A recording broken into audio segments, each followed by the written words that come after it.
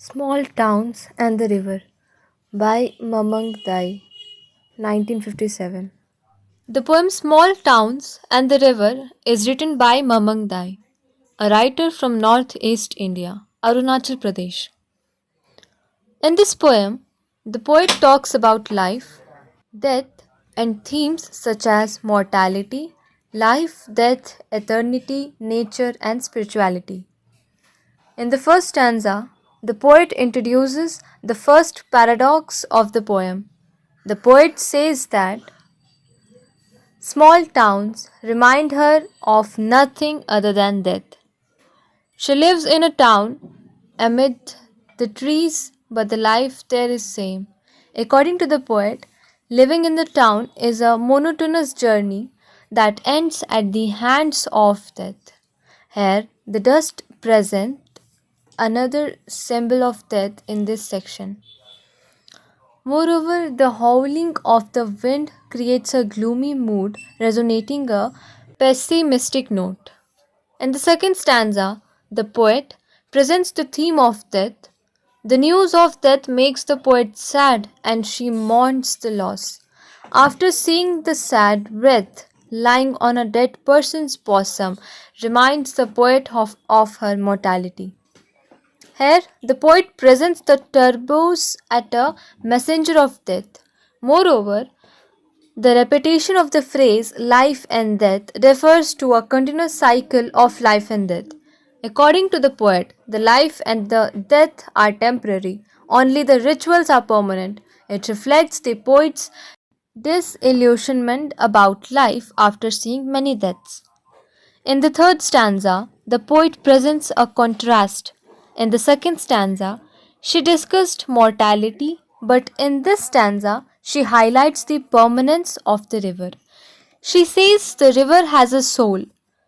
In summer, it flows across lands.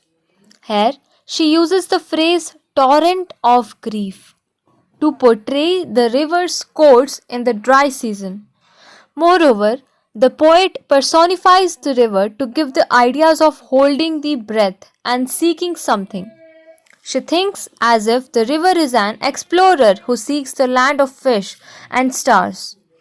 This imagery reflects the course of the river water and its flow.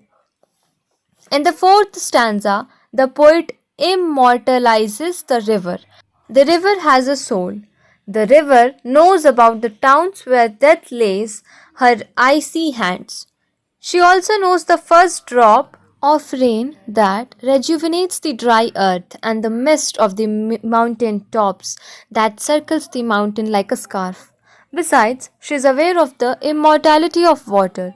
The fifth stanza that the poet presents another contrast. Firstly, she refers to the shrine of happy pictures of childhood. Childhood is a beginning stage of life. The happy pictures of one's childhood remind her of the purity of the soul and at its dawn. That is why she compares her childhood days to a shrine. In contrast, small towns grow anxious about the future. It is the poet's anxiety about death that eagerly awaits in the future. Next, she refers to the eternity of the soul, the hope of shedding off the mortal burden and ascending to the house of the sun in the golden east, revives the poet with new energy. In the sixth stanza, the poet tells about the meaning of life and its importance. According to the poet, life is like the sunlight that warms the cool bamboo. It is temporary and still beautiful. Moreover, the cool bamboo is a reference to the body, and the sunlight is a symbol of soul. As sunlight is important to any living plants, life is also important for keeping the spirit of the universe alive. In the last two lines, the poet highlights her belief in the afterlife and eternal bliss. The poet replaces dead thoughts with the thoughts of spirituality and eternity. Like the poet, others of the small towns only wish to walk with the gods after their death.